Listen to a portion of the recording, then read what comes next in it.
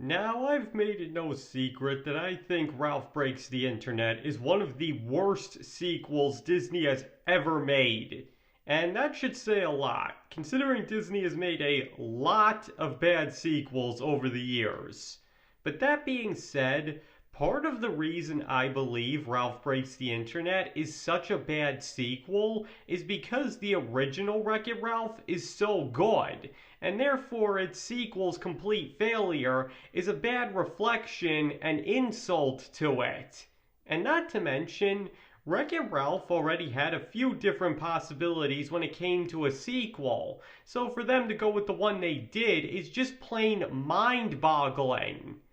But while I could go on for hours about the bad writing behind Ralph Breaks the Internet, and I'm pretty sure I already have at this point, today I would instead like to take a look at the original Wreck-It Ralph and go over everything that makes it so good. And there will be major spoilers ahead, so in case you haven't seen the movie yet, I would highly recommend coming back to this video after you have. This will be the only warning I'll be giving out in this video.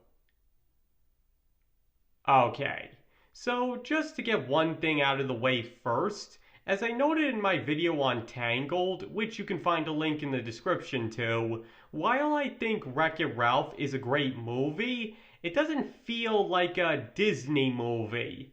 I even remember many at the time remarking that Wreck-It Ralph felt more like a Pixar movie, and Brave felt more like a Disney movie, despite the fact that both movies were made by the opposite studio. But even though that is definitely the case, that Wreck-It Ralph feels less like Disney and more like Pixar, that's not what I want to focus on here. Instead, I would like to focus solely on what exactly it is that makes the movie as good as it is. And among the first things I have to say is that the movie just has a special charm to it. Because not only does it feel like a love letter to more retro and arcade style gaming, but it also just feels like everybody involved had a lot of love for this simple movie about a nice guy just wanting a little respect. And while that premise has most definitely been done before, the way the movie goes about handling it is another reason it works so well. Because as I already noted in a previous video, which you can also find a link in the description to, similar to Megamind, this movie actually manages to subvert many cliches associated with villains becoming the hero type movies, and all of the changes it does make to the formula suit the story very well. Like, for example, Ralph is only playing the bad guy in a video game. He's literally an actor stuck with the role of a villain that he must act out every day. And the problem comes in when everybody believes that he actually is the bad guy that he pretends to be, never giving him a chance to show them that he's actually a nice guy. And that's one of the best things about this movie, and a crucial element that the sequel gets so wrong, is Wreck-It Ralph himself. Because he's not a saint, but he doesn't actively embrace his bad guy persona either. He's just your average Joe who wants to do good, but pretty much isn't allowed to. And because of that, it's very easy to sympathize and root for him. But at the same time, that also allows him to actually learn something about the kind of person he wants to be. Because he's been an outcast for so long, he has no idea what being a hero actually means, and believes they're just good people that get a medal, because that's what his game's hero, Fix-It Felix Jr., does, and that's his only point of reference. So once again, it makes sense that he might not understand what being a hero actually entails at first. And on that topic, another thing this movie gets right about him that the sequel doesn't is that all of his more questionable actions are entirely understandable or justified by the narrative. Like when he leaves his game to get a medal. He's doing it out of a desperate desire to get respect rather than anything selfish, and the ensuing chaos is portrayed more as the Nicelanders getting what's coming to them for treating Ralph the way they did, rather than the consequences of Ralph's actions showing themselves. Because even if Gene won't admit it later on, it's a lot more their fault than anybody else's that the game almost ends up unplugged. Or when he smashes Vanellope's car. He did that because he was manipulated into believing he was doing the right thing. Because in the heat of the moment, even the audience is led to believe he's doing the right thing. And the moment he realizes he was tricked, he sets out to try and make things right. Because it's what an actual hero does. And not to mention, this is only further compounded by him doing various other good things throughout the movie, such as scaring away the other racers after they go way too far in bullying Vanellope. Because even if he has every reason to be furious with her, he still knows what that kind of treatment feels like and isn't going to let the jerks get away with it. Again, that's what a good person would do, and that is ultimately what Ralph is. But on that topic, another character the movie gets right in this regard is Fix-It Felix Jr.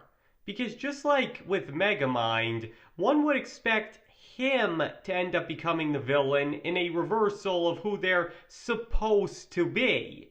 But the movie doesn't do that. Instead, Felix is the nicest, most wholesome man you could meet, and is actually the only one to treat Ralph nicely at that. It mainly comes down to the fact that he doesn't understand Ralph's life or how he's treated that causes problems between them.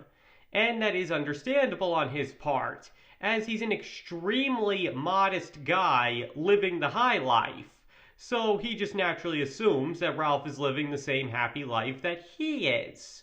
It makes sense that it would never occur to him that Ralph might have it worse than him. And once he does realize just how difficult Ralph's life really is, the look on his face says it all. To put it simply, it would have been so easy for the writers to just make Felix the bad guy. But by making him a man that's anything but, he actually manages to stand out a lot more. Because even if his role isn't on par with Ralph's, he's still a great character to watch, specifically because he's so wholesome. And the relationship between Ralph and Vanellope is also a greatly done one. Because similar to Felix with Ralph, it takes Ralph a bit of time to realize just how difficult it is for her. And once he does understand, becomes determined to help her live her dreams. And at the same time, she also finds herself willing to let her guard down and reveal her insecurities to somebody that's finally willing to try and understand her. And through that determination to help her, Ralph finally understands what it means to be a true hero and is willing to sacrifice himself if need be. Again, this movie is so well written all around that I still marvel at the fact that it didn't get more attention at award season. And finally, there's the movie's villain, King Candy. And to sum it up nicely, he makes for the perfect bad guy to contrast with Wreck-It Ralph. At first an unassuming and beloved leader who quickly shows himself to be a lot more abrasive than he appears, and later on reveals himself to be an extremely intelligent and manipulative threat, King Candy may still just be the last perfect villain Disney ever made. Because he's extremely entertaining to watch and is even genuinely funny, but the threat level he poses also makes him feel really dangerous, especially once his humor starts to die off. I mean, you know a movie's doing something right when it manages to make somebody as small and weak as King Candy feel like a genuine threat to somebody as big and imposing as Wreck-It Ralph. And as I've made clear in countless other videos, the plot twist at the end may just be one of the best of its kind ever. Because, as I've noted many times, it's almost impossible to see coming, but makes complete sense in hindsight, as well as explain quite a bit that didn't make much sense beforehand, as all great plot twists should. And as I touched on before, it makes for the perfect foil to Ralph, being a beloved hero who's actually a power-hungry egomaniac, while Ralph is a hated villain that's actually a good person at heart. And in the end, both end up getting exactly what they deserve. But seriously, King Candy is done so well here, it's no wonder that Disney has been obsessed with Alan Tudyk ever since, and tried so hard, if unsuccessfully, to keep duplicating his success in later movies.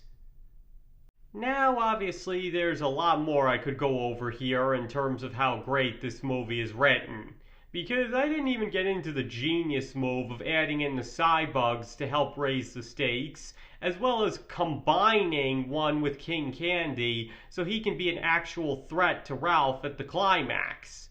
And really, that's what later Disney movies would forget, because while the Cybugs have no personality and just want to cause destruction, the movie also has an actual bad guy for there to be a more personal threat, as well as how Calhoun actually contributes quite a bit to the plot, and not to mention her unlikely romance with Felix ends up feeling quite appropriate despite having every reason to come across as ridiculous when she could have easily been seen as unnecessary.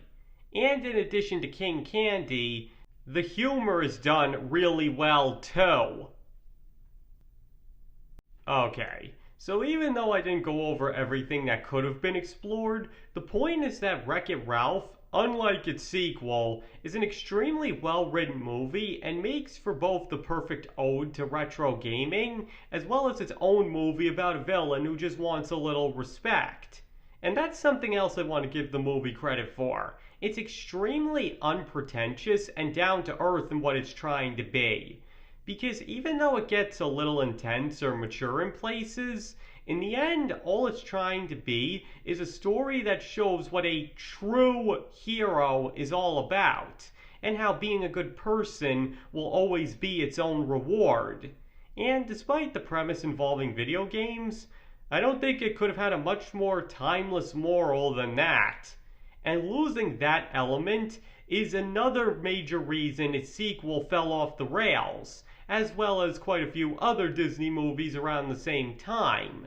They got so caught up in the why and themes behind their stories, and letting that dictate every narrative decision, that they forgot about the smaller things that make a movie like Wreck-It Ralph so enjoyable. In addition to all the great writing, that is. Alright, I think that pretty much sums it all up. So now I'd like to hear your opinions. Do you believe that Wreck-It Ralph is honestly a bit underrated in how good and well made it is?